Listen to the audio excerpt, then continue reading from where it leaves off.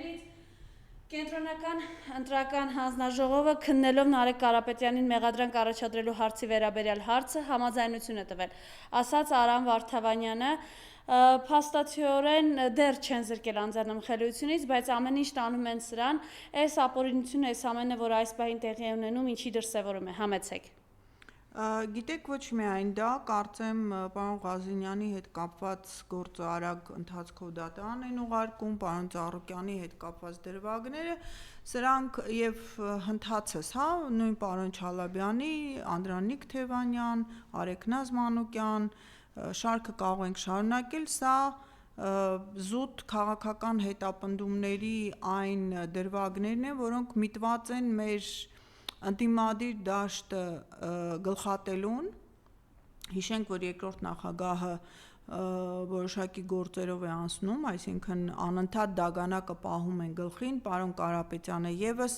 տնային կալանքի տակ է շարունակում մնալ այդ հնարովի շինծու գործերով եւ մնացած բոլոր քաղաքական նպատակներից ելնելով, բայց ինչ որ մի անհասկանալի ձևակերպումներով փակի տակ պահվող մարդկանց այն բազմությունը, որ ունենք, սրանք ընդդիմադիր դաշտը գլխատելու եւ առաջիկա իրենց հակազգային ծրագրերը իրականություն դարձնելու համար ընդհանրապես արգելք չունենալու դաշտ ստեղծելու միտումն ունեն։ Չեմ զարմանում պարոն Նարեկ Կարապետյանի հետ կապված, չեմ զարմանա, որ երբ որ ազգային ժողովը արդեն գումարվի, առաջի գործողություններից մեկը հենց անձեռնմխելիությունից զրկելը լինի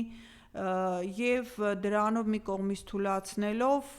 ընդդիմադիր դաշտը փորձ անելով թուլացնել եւ փորձելով այդ հերթական դագանակը ձեռքներին ունենալ, որպեսզի անհրաժեշտ պահին կարողանան գործադրել։ Եկեք հասկանանք, այս իշխանությունները ունեն հանձնառություններ, ունեն ծրագիր, հանուն որի արևմուտքը ոչ միայն իրենց բերել է, շարունակում է պահել եւ պատահական չէ, որ նույն Եվրոպա կոչվածը, որը տասնամյակներ շարունակ կերակրում էր մեզ ժողովրդավարության թեզերով, մարդու իրավունքների պաշտպանությամբ, դրանց ոտնահարումների անթույլատրելիությամբ եւ հանդուրժողականությամբ, երբ ինչ որ մեկի մազը ծռվում էր, իրենք այսպես ամբողջ խմբով կանգնում էին ի պաշտպանություն եւ մեծ աղմուկ-աղաղակ էին բարձրացնում, հիմա լռության երթում են կերել եւ ոչ միայն նաեւ թիկունքից աջակցություն են տալիս այս իշխանություններին, թե նախընտրական շրջանում ամբողջ իրենց ուղղորդելով, թե այդ դեսանտային խումբը, որ իջեցրեցին օժանդակելով եւ հիմա էլ արդեն 2 տարով ընդհանրապես այստեղ տնավորվելով, որպեսզի իրենց իբրև թե հիբրիդային պատերազմի տակ դեմ գործողությունների անվան ներքո փաստացիորեն իրենց դիրքերը ամրապնդեն եւ հակառուսականություն սերմանեն մեր հասարակության մեջ։ Այս ամբողջի հիմնական տրամաբանությունն նա է, որ մեր հասարակությունը պիտի դառնա կամազուրկ, ամորֆ, ինչ որ մի զանգված, որին ինչպես ուզեն, այնպես ուղղորդեն եւ Հայաստան պետությունը դառնա իրենց համար փաստացիորեն ձեռքի խաղալիքի նման մի բան, որ ինչպես ուզենան, այնպես նրան թելադրեն շարժվել։ Այս իշխանությունները բերվել են հենց այդ նպատակով եւ չմոռանանք, որ այստեղ այդ արևմուտք կոչվածի համար թելադրող եւ օպերատոր են նշանակված Թուրքիան եւ որը գործում է իր փոքր եղբայր Ադրբեջանի ձեռքերով եւ նրա բերանով։ Հիմա խնդիր ունեն լուծելու, իրենց առջև դրված են տարբեր հարցեր։ Ադրբեջանը հերթական անգամ իր պահանջների ցանկն է բացահայտում եւ նաեւ առաջադրում այն խնդիրները, որոնք այս իշխանությունները պիտի լուծեն, արևմուտքը իր հերթական ցուցակն է դրել, բայց իրենք չէին հաշվարկել, որ այս բանաձևի մեջ կարող է հանկարծ Ռուսաստանը սկսել խոսել եւ իր համար իր շահերից ելնող դիրքորոշումներ առաջ քաշել, որը խաթարում է իրենց ծրագրերը եւ խաթարում է իրենց նախատեսած գործողությունների տրամաբանությունը։ թեև իրենք կփորձեն դա օգտագործել, թե հակառուսականության ալիքը այստեղ ուժեղացնելու համար, եւ թե ամբողջ մեղքը բարթելու ռուսական քաղաքական ղեկավարության վրա մի կողմից, մյուս կողմից էլ մեզ այսպես հարմարորեն տեղավորելու ադրբեջանական վերահսկողության ներքո, պատահական չի այդ երկրի նախագահի կողմից այսպես հանկարծ բարի քեռու կերպարանքով ինչ-որ խոստումներ տալը եւ հավակնություններ ունենալու մեր պետության համար աջակից հովանավոր դառնալու, բայց մենք շատ լավ գիտենք այդ հովանավորության գինը, մենք տեսել ենք թե ինչպես էր Արցախին հովանավորում, երբ Լաչինի միջանցքը կամ ամբողջ վերահսկողությունը անցավ իրենց ձեռքը, թե գազատարի, թե էլեկտրական, ուրեմն ցանցերի եւ արդյունքում մենք տեսանք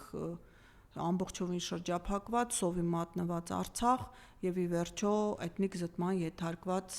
հայություն, հերթական անգամ հայրենազրկված։ Եվ սա այդ ուրեմն ծրագրերի իրականացմանը ուղղորդված դաշտը մաքրելու գործընթաց է։ Այսինքն դաշտը, որպեսզի հակադրություն ցույց չտա, որպեսզի ընդվզում չլինի, որպեսզի այդ ընդվզումը առաջնորդող չլինի, այդ ընդվզումը ղեկավարող չլինի։ Սա է ամբողջ տրամաբանությունը, որով այսօր գործում են իշխանությունները եւ օգտագործում են իրավապահ համակարգին, որը ամբողջովին դարձել է իրենց ձեռքի խաղալիք, օգտագործում են մեր անվտանգության ծառայություններին, որը ցավոք սրտի, ինչպես այդ կառավարության ղեկին նստած անձներ նրանց հանձնարարում փաստացիորեն սատանա են փնտրում եւ այո, եւ այսպես շինծու հնարովի դեռևս չգիտեմ որ թվականներից պեղված, բերված, բրածո ինչ որ դրվագներով փորձում են գործեր կարել եւ դրանով փակի տակ պահել անդիմության առաջնորդող ուժերին։ Հայտի դարձավ նաև որ Անդրանիկ Թևանյանի կալանքը 2 ամսով երկարաձգեցին, երեք էլ կտրուկ վիճակը վատացել է պարոն Թևանյանի։ Խնդրեմ, նորություն չէ Հայաստանի բանտերի անմարդկային պայմանները եւ գալիս են տեղեկություններ, սարսափելի պայմաններում է վերջիններիս պահում, համեցեք։ Այն որ բանտը եւ կալանքը մեր այս իշխանությունների օրոք սկսել է որպես պատիժ կիրառվել, դա արդեն աքսիոմատիկ ճշմարտություն է եւ զարմանալի չէ, որ մենք տեսնում ենք արդեն որերորդ դեպքը, երբ կալանավորված անձինք այդ կալանավայրում անհասկանալի ձևերով սարսափելի առողջական խնդիրների առջև են կանգնում եւ սա հարց է բարձրացնում ոչ միայն իրենց կողմից առողջապահական ծառայությունների մատուցման կազմակերպման առումով, այլև նաև միտումնավորության առումով, ինչու մեր կալանավորվածները կամ ձերբակալվածները պատշաճ բուժզնում չեն անցնում, իրենց բողոքները պատշաճ արձագանք չեն գտնում։ Մենք անգամ դեպք կարծեմ ունեցանք, որ մահվան դեպք գրանցվեց հենց իրենց անփութության պատճառով։ Մենք բազում դրվագներ ունենք, նույն պարոն Կարապետյանը կարծեմ առողջական սարսափելի խնդիրներով դուրս եկավ, Բագրատ Սրբազանը, Միքայել Սրբազանը, այսինքն մենք դեռ շատ բաներ չենք լսում, մարդիկ կան, որոնք ուղղակի մեր տեսադաշտից դուրս են մնում, բայց ինձ թվում է այստեղ ոչ միայն ուղղակի պայմանների խնդիրն է, այլև միտումնավորության իրենց այսպես տառապանքի, լրացուցիչ տառապանքի ենթարկելու, որով փորձելով կոտրել այս մարդկանց եւ իրենց փաստացիորեն ընդդիմադիր կեցվածքը վերափոխելուն ուղղված գործողություններ են։ Իսկ դա ուղղակի միջազգային իրավական տերմինաբանությամբ դա կտանքների շարքին է դասվում, այսինքն նման պայմանների առկայություն եւ նման վարքագիծը կալանավորված անձանց հանդեպ, հատկապես որ այս մարդիկ դատապարտված չեն եւ իրենց անմեղության կանխավարկածը գործում է, այսինքն իրենք փաստացիորեն անմեղ մարդկանց ենթարկում են տառապանքի տանջանքների եւ սա նաեւ հակառակ է միջազգայինորեն ստանձնած մեր պարտավորություններին, ել չեմ ասում, որ դա մարդկայնորեն անընդունելի է եւ դա հարցեր է առաջացնում իրենց բուն նպատակների առումով։ Ցավալի է իհարկե, որ պարոն Թևանյանի կալանքը երկարացրել են, բայց դա սպասելի էր, ինչպես բացատրեցի, այն տրամաբանությունը, որով իրենք գործում են, իսկ իրենց վրա ժամանակ է դրված այդ գործողությունները իրականացնելու եւ իրենք փորձում են դաշտում արկա այդ ուժերին ինչ որ մի ձևով կամ փակի տակ պահել, կամ վերահսկողության տակ պահել, կամ անդադ այդ դագանակը իրենց վրա պահել, որպեսզի պետք եղած ժամանակ, պետք եղած պահին ինչ որ գործողություններով կասեցնեն կամ սասանեն նրանց հնարավոր ընդմզման քայլերը։ Արեգնաս Մանուկյանի նկատմամբ էս դաշնությունը, որ իրենք կիրառում են, 85-ամյա մորը չի կարող տեսնել, անչափահաս երեխային չի կարող տեսնել, կասկեղով հիվանդ քույրիկին չի կարող տեսնել, եւ նորից պահել այդպիսի անմարդկային պայմաններում կնոջ նկատմամբ էս ընդգծված ատելությունը ինչով է պայմանավորված։ Գիտեք, այս իշխանությունները տարբերակում չեն դնում, իրենց համար նշանակություն չունի կին, տղամարդ, մարդ, երեխա, մենք հիշում ենք, չէ՞, մեր դպրոցական Դավիթին ինչ պայմաններում էին պահում եւ ինչպիսի առողջական վիճակի մեջ հայտնվեց բացարձակապես անմեղ երիտասարդը, որը ընդամենը պատարագի էր մասնակցում եկեղեցում։ Այսինքն այս իշխանություններից ակնկալել ինչ որ նորմալ մարդկային, ել չեմ ասում անգամ օրենքով, իրավունքով ամրագրված վարվելակերպ, դա ուղղակի աբսուրդի գագաթնակետից է։ Այս իշխանությունները ամեն ինչ փորձում են անեն, որպեսզի իրենց այսպես վերահսկողական, իրենց ճնշման գործիքը, այսպես մամլիչ լծակը կարողանան օգտագործել եւ նույն Արեգնազի դեպքը իրենք ուզում են այսպես վախի մթնոլորտը ուժեղացնելու, սերմանելուն ուղված քայլով մնացածին ուղերձ ուղարկել, որ տեսեք ինչ է ձեզ սպասվում, եթե փորձեք մեզ ընդդիմանալ կամ մեր հակազգային քայլերին, ազգադավ ծրագրերին դիմադրել, բայց կարծում եմ, որ եւ Արեգնազը, եւ Անդրանիկը, եւ պարոն Չալաբյանը, եւ մնացած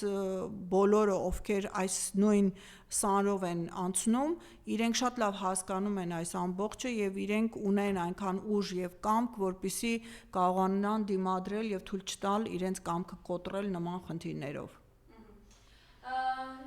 Այս ամենին զուգահեռ Տիկին Նավաջանյան, մենք տեսնում ենք Շուշիից ինչպիսի հայտարարություններ են գալիս Ալիևի շուրթերով,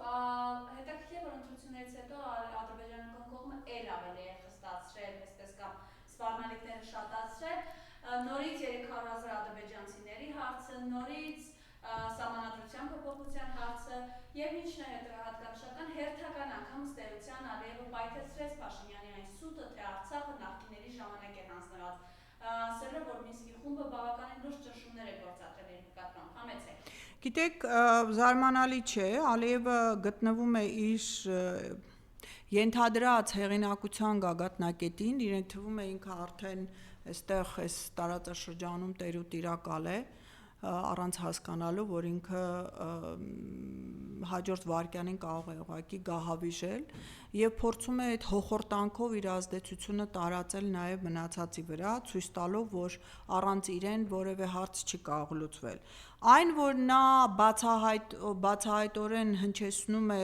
նույն բանակցային գործընթացի իրականությանը վերաբերող ուրեմն դրվագները, դա զարմանալի չի, մենք ինքներս բազմիցս ասել ենք, իհարկե զարմանալի է, որ իր պաշտպանյալի առումով է հնչեցնում եւ փաստացիորեն բացահայտում նրա ստերը, բայց մեզ համար, ովքեր բանակցային գործընթացին ծանոթ են, հետևել են, դա անակնկալ չի եւ բազմիցս ենք դրա մասին նշել։ Թող մեր հանրությունը լսի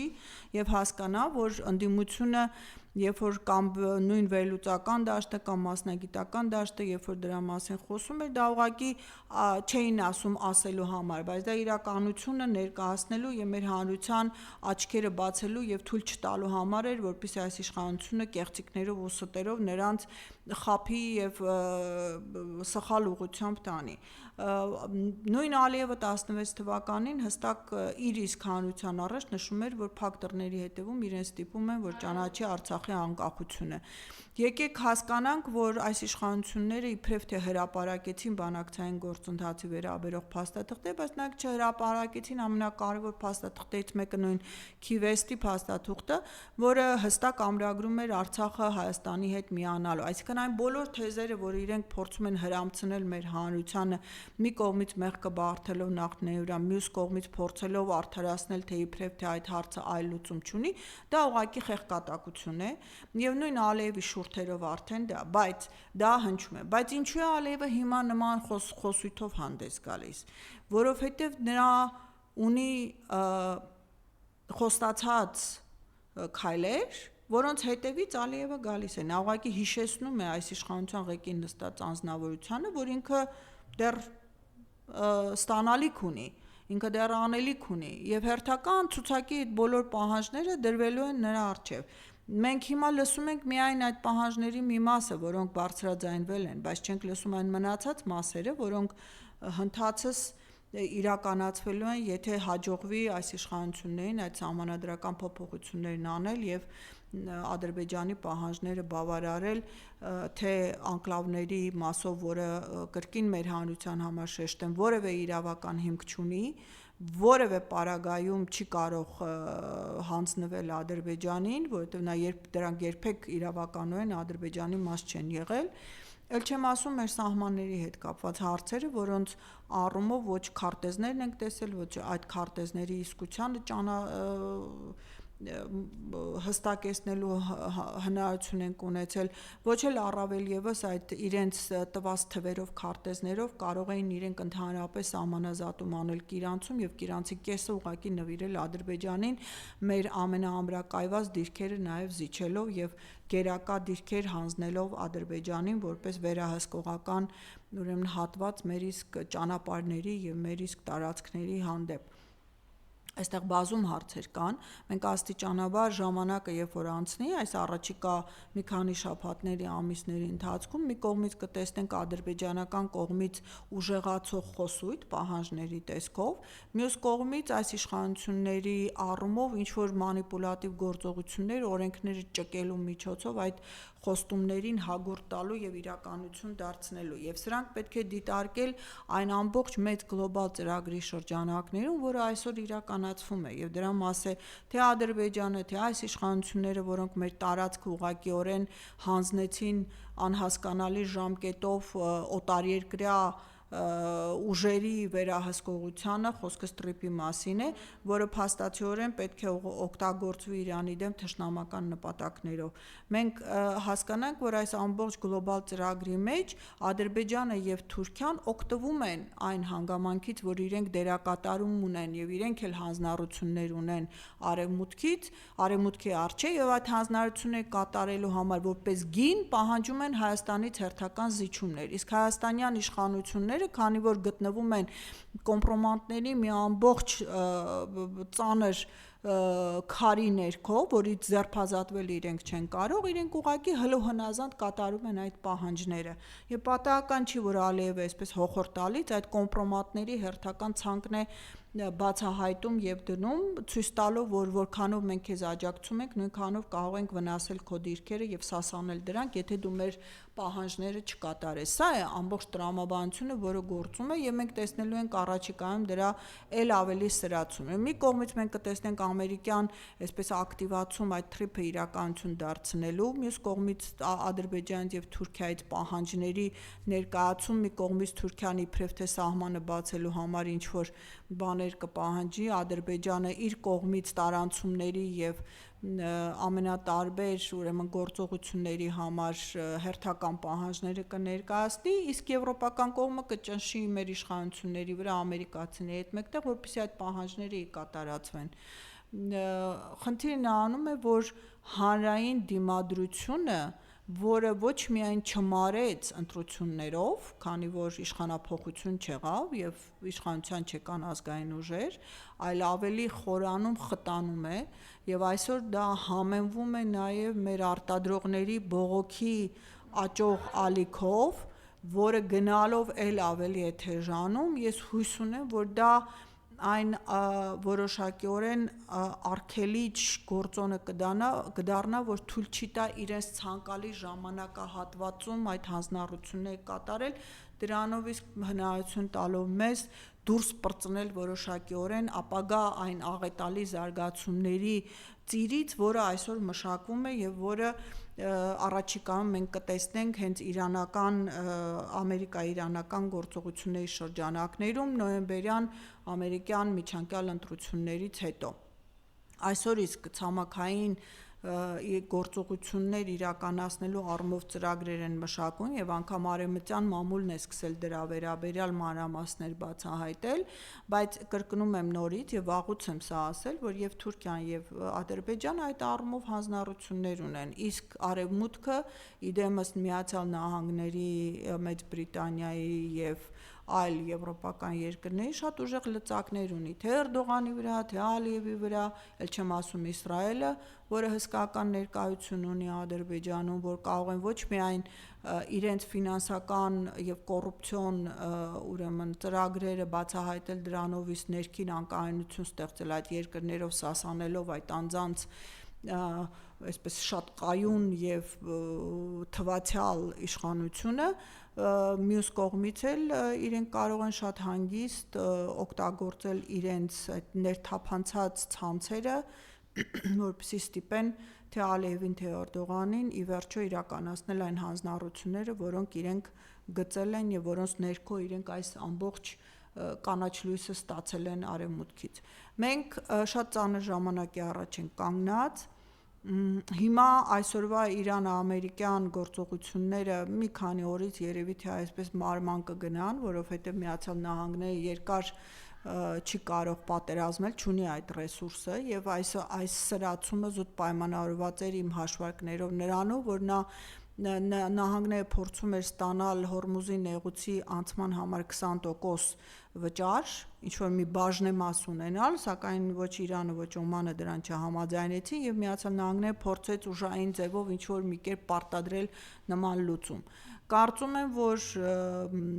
էլ ավելի թուլացնելով իր զինապահեսները եւ ժամանակ չտալով դրանք վերազինել, այսօր իրենք փորձում են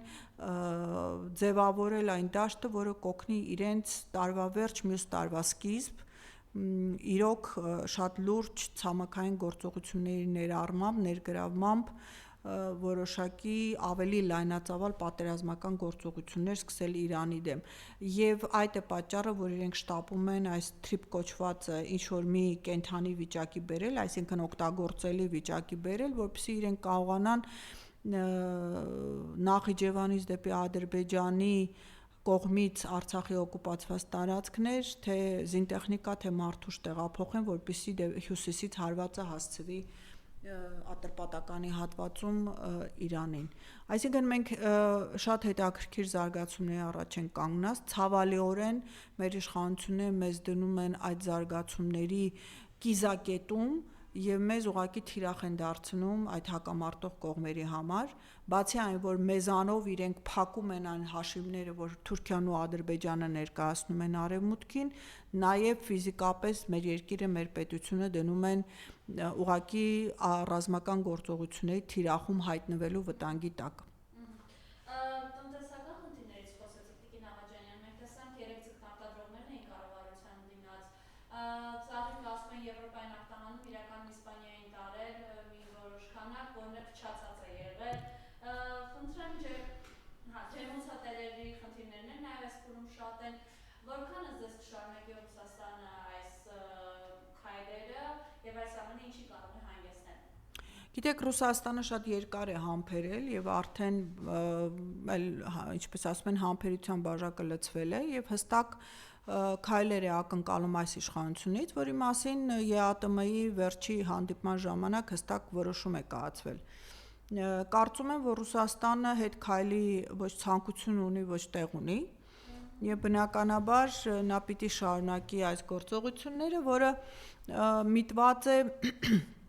մի կողմից ստիպելու այս իշխանություններին ի վերջո հստակեցնելու իրենց դիրքորոշումը ԵԱՏՄ թե ԵՄ, Երկրորդը մեր ժողովրդին իրոք բացահայտելու, թե ինչ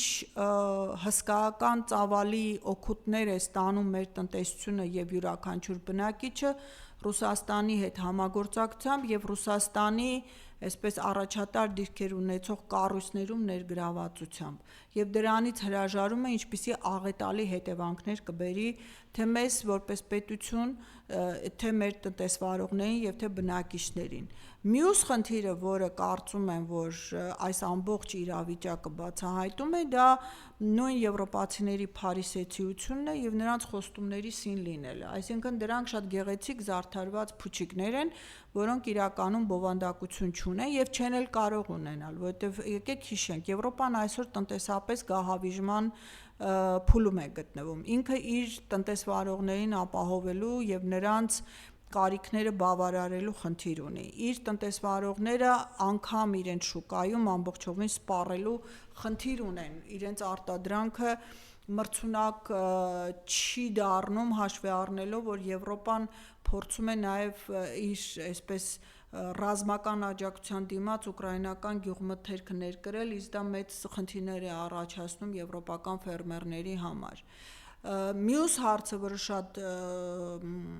բաց է թողնում ուշադրությունից, դա այն է, որ մյուս տարի եվրոպական շատ երկրներում ընտրական գործընթացներ են եւ հետեւաբար եվրոպական այսօրվա ղեկավարությունը չի կարող իր ոտքին հարվածել, իր իսկ բնակչության շրջանում էլ ավելի խոցելի դառնալով եւ իր տնտեսական քաղաքականության արդյունքում հարվածի տակ դնելով իր ապագա ձայները։ Եվ այս առումով իրենք հանուն հայի կամ հանուն Հայաստանի բացարձակապես ցանկություն չունեն որևէ գործողություն անելու, հատկապես որ մեր իշխանությունները հլու հնազանդ կատարում են իրենց կամքը եւ որևէ պայման չեն դնում նույն եվրոպացիների պահանջները ներկայացնելիս։ Այսինքն մենք այստեղ մի իրավիճակ ունենք, որ ամբողջ ծանրությունը այս հարվածների, թե գործող իշխանությունների վարած քաղաքականության, թե նրանց հանձնառությունների կատարման ընկնում է բնակչի վրա, մեր քաղաքացու վրա, ոչ միայն ֆինանսապես, այլև անվտանգային առումով եւ անգամ սեփական ինքնությունը պահպանելու առումով։ Այսինքն մենք այստեղ գործ ունենք մի կողմից արևմուտքի հետ, որի ակտիվ դերակատարներն են բյուրոկրատները, եվրոչինովնիկները, որոնք իրենց ծրագիրն են առաջ տանում եւ այդ ծրագիրը իրականացնելուց անգամ չեն խորշում ցեղասպանական գործողություններին աջակցել, ինչը մենք տեսանք Արցախում, եւ մյուս կողմից մենք ունենք Ռուսաստան, որը ցանկություն չունի սեփական ֆինանսներով եւ սեփական ուրեմն շուկայով աջակցելու իր դեմ թշնամական գործողություններ ծրագրող որևէ կառույցի եւ այդ ծրագրի իրականացման։ Ցանկացած մարդ, ցանկացած երկիր իր պաշտպանական ուրեմն տրամադրությունից եւ անվտանգային դիտարկումներից ելնելով բնականաբար համապատասխան գործողություններ իրականացնում իրեն պաշտպանելու այդ գործողությունների վնասակար ազդեցությունից։ Մեր բնակչությունը պիտի լավ ծանրութ հետևանի եւ հասկանա, որ այն ինչ որ ընդդիմությունը իրեն ներկայացնում էր ընտրությունների ժամանակ, որպես հնարավոր հետևանք, դա ընդհանրապես ընտրական խոսքեր չէին, դա շատ մեղմ ձևակերպում էր այն իրավիճակի, որի առջև մեր պետությունը կանգնելու, իսկ մեր պետությունը կանգնելու դեպքում դրա բեռը կրելու է յուրաքանչյուր քաղաքացի։ Այս իշխանությունները չեն զրկելու իրենք իրենց պարգևավճարներից, ավելացնելու են մեր պարտքի բեռը, իրենք փորձելու են ֆինանսավորել իրենց, որպեսզի այդ աջակիցների դաշտը չփոշիանա եւ իրենք կարողանան իրենց իշխանությունը պահել, իսկ բուն խեղճանալու եւ ճգնաժամն ու աղետը իր վրա կրելու բեռը բնականաբար քաշելու է սովորական քաղաքացին եւ մեր արտադրողը։ Հենց նովակի տեղեկություն եկավ, որ Կենտրոնական ընտրական հանձնաժողովը մերժեց դատախազության միջնորդությունը, Նարեկ Կարապետյանը չի կալանավորվի։ Կարծում եմ, որ սա խելամիտ որոշում է, որովհետև Կենտրոնական ընտրական հանձնաժողովը, եթե չեմ սխալվում, օրենքով իր իրավասություններից դուրս է արդեն եւ նման անձեռնմխելիությունից զրկելու իրավունք ունի ազգային ժողովը։ Արդեն մանդատները հանձնվել են, իսկ մանդատները հանձնված լինելու պարագայում իրենք համարվում են պատգամավոր։ Պատգամավորը ունի անձեռնմխելիություն եւ դա հնարավոր է իրականացնել բացառապես ազգային ժողովում նիստի ժամանակ համապատասխան որոշում կայացնելուց։ Այսինքն այս առումով դա գլխավոր դատախազությունը շտապում էր ինչ-որ մի կերպ չեզոքացնելու պարոն Կարապետյանին, բայց կարծում եմ երևի սեփական ինքնապաշտպանական բնազդից ելնելով կենտրոնական ընտրական հանձնաժողովը որոշեց որոշումը թողնել ազգային ժողովի պատգամավորների խղճին։ Եվ այս ամենին զուգահեռ Ռուսաստան-Ուկրաինա իրավիճակը ինչպես կգնահատեք։ Ռուսաստան-Ուկրաինա իրավիճակը այս պահին որոշակի ուրեմն թեժացման է գնալու եւ սա պայմանավորված է երկու հանգամանքով։ Մեկը առաջիկա դումայի ընտրություններով, որի առումով է նաեւ այս Ռուսաստանի խորքերը հարձակումների ալիքը ծավալվում, որպեսզի ներքին բնակչության դժգոհությունների ինչ-որ մի ալիք ստեղծվի, որը խանգարի գործող իշխանություններին միանշանակ աջակցություն ստանալ առաջիկա ընտրությունների ժամանակ եւ դրանով իսկ ինչ-որ միտեղ խալխլել, սասանել իշխանությունների դիրքերը առաջիկա ռազմական գործողությունները ծավալելու եւ շարունակելու առումով։ Մյուս կողմից եկեք հասկանանք, որ Արևմուտքը Ուկրաինան օգտագործում է որպես ռազմական պոլիգոն իր կողմից մշակվող զինատեսակները փորձարկելու համար եւ այս առումով եւս իրենք առիթը բաց չեն թողում, որպեսզի հերթական մշակումներ փորձարկեն եւ հասկանան ինչպես է աշխատում։ Երրորդ հանգամանքը որ կա եւ այստեղ կարծում եմ ռուսական անվտանգային ծառայությունները էական դերակատարում են ունենում, իրենք փորձում են ընդլայնել ներքին գործակալական ցանցը, ովքեր կարող են սադրիչ գործողություններով կամ տարբեր ահաբեկչական գործողություններով բարդացնել Ռուսաստանի թե ռազմարդյունաբերական, թե տնտեսական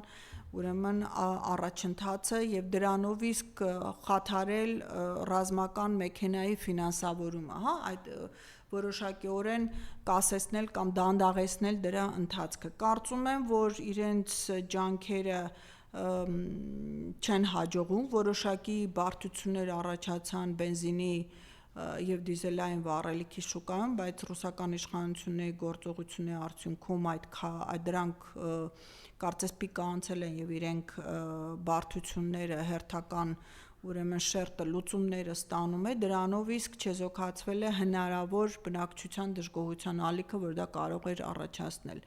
Հիմա տեսնենք, թե ինչպիսի հերթական ստեղծագործական ուրեմն մոտեցում կդրսևորի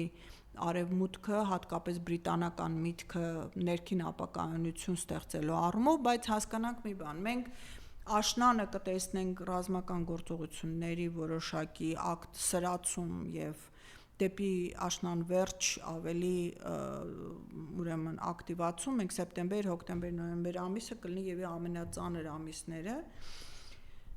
Հետո 27 թվականը իրոք լինելու է վճռորոշ, բայց կարծում եմ Արևմուտքը փորձում է իրեն ռազմական ռելսերի վրա դնել եւ պատրաստ լինել, որպեսզի 28 թվականին ամեն կերպ խաթարի նախագահական ընտրություններում ազգային ուժերի իշխանության պահելը եւ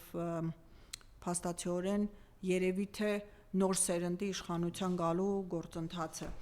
Եվրոպան այսօր խոսում է 30 թվականին ռազմական գործողությունների մասին, բայց կարծում եմ դա խապկանք է եւ իրենք պատրաստվում են 28 թվականին։ Սկզբում 28 թվականին 27-28 էին ասում, հետո սկսեցին հետ մղել ժամկետները, բայց կարծում եմ իրենք փորձում են այսպես քող նետել, փափուկ բարձ դնել որոշակիորեն, բայց վստահ եմ, որ ռուսական կողմը շատ լավ հասկացել է եվրոպական եւ արևմտյան այս գլոբալ կենտրոնների բուն ծրագիրը եւ իրենց գործողություններով գոնե ըստ զարգացումների տրամաբանության կարողանում է չեզոքացնել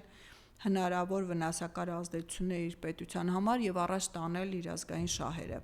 Մենք ռազմական գործողությունների էական դադար երևի թե կտեսնենք մյուս տարվա գարնան գործողություններից հետո,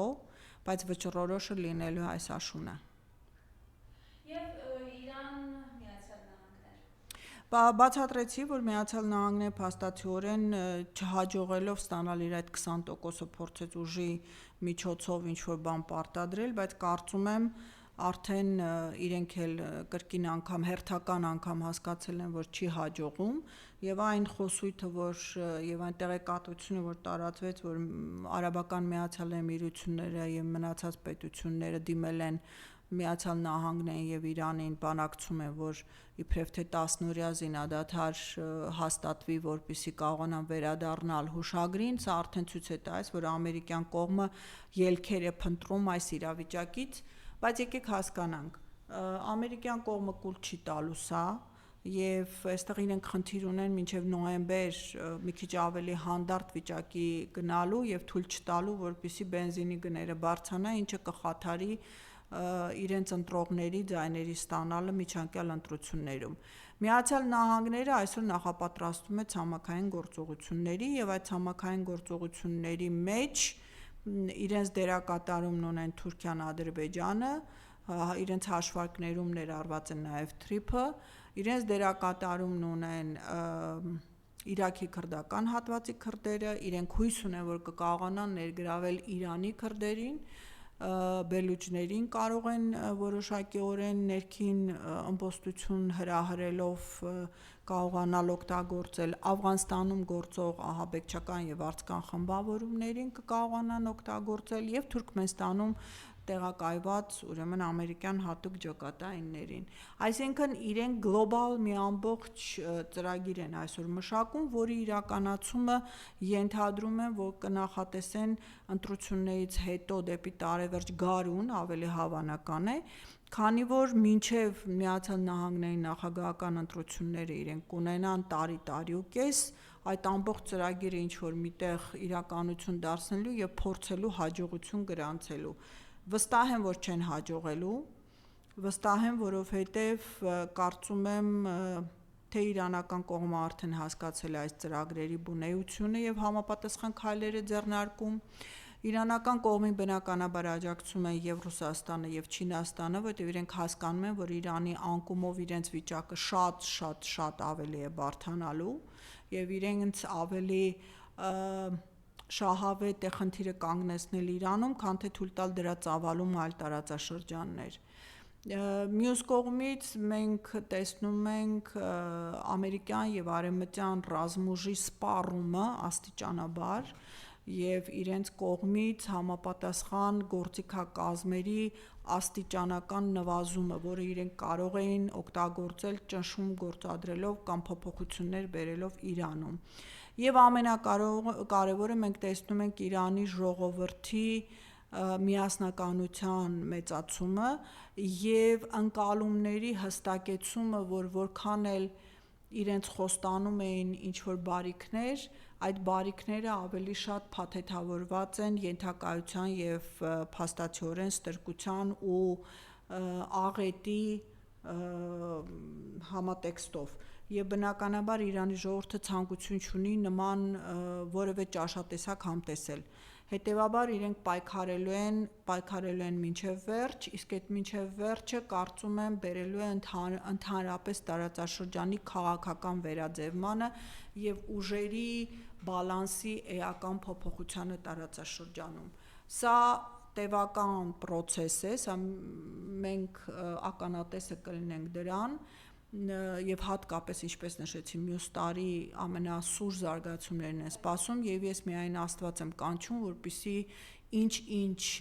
հանգամանքների բերումով այս թրիփը մեր մասում այդ ժամանակահատվածում դեռևս գործելիս չլինի, որպեսզի մենք կարողանանք զերծ մնալ հնարավոր թիրախը դառնալու հանգամանքից։ Շնորհակալություն։ Ես եմ շնորհակալ։